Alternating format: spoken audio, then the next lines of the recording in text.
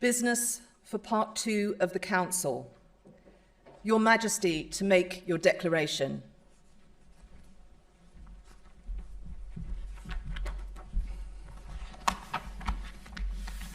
My lords, ladies and gentlemen, it is my most sorrowful duty to announce to you the death of my beloved mother, the Queen.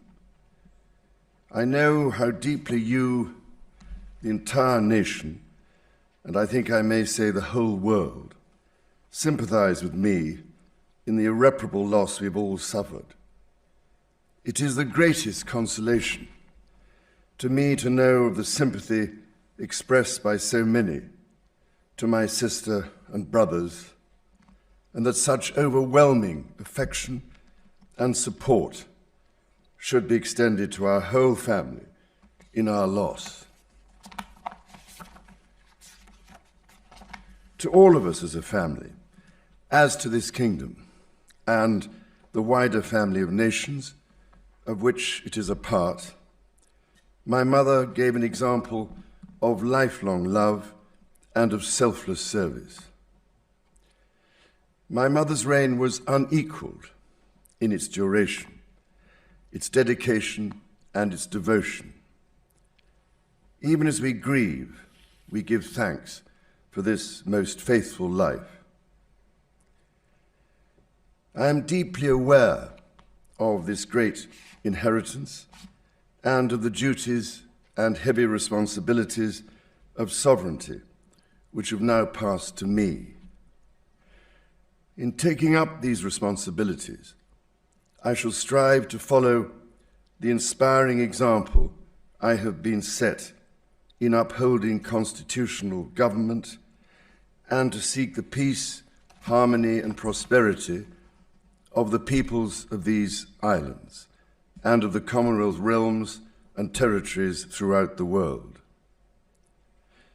In this purpose, I know that I shall be upheld by the affection and loyalty of the peoples whose sovereign I have been called upon to be, and that in the discharge of these duties, I will be guided by the counsel of their elected parliaments. In all this, I am profoundly encouraged by the constant support of my beloved wife. I take this opportunity to confirm my willingness and intention to continue the tradition of surrendering the hereditary revenues, including the Crown Estate, to my government for the benefit of all, in return for the sovereign grant which supports my official duties as head of state and head of nation.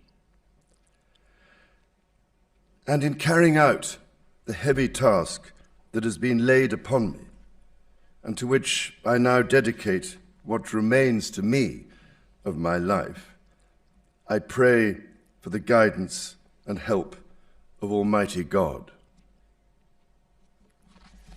I have with humble duty to crave your Majesty's permission for the publication of your gracious speech. Approved. Concerning the security of the Church of Scotland.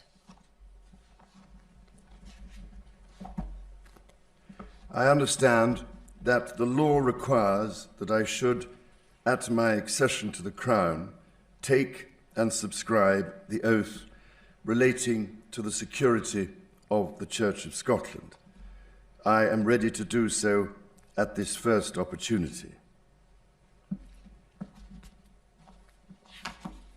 I, Charles III, by the grace of God of the United Kingdom of Great Britain and Northern Ireland, and of my other realms and territories, King, Defender of the Faith, do faithfully promise and swear that I shall inviolably maintain and preserve the settlement of the true Protestant religion as established by the laws made in Scotland in prosecution of the claim of right, and particularly by an act intituled An Act for Securing the Protestant Religion and Presbyterian Church Government, and by the acts passed in the Parliament of both kingdoms for union of the two kingdoms, together with the government, worship, discipline, rights and privileges of the Church of Scotland.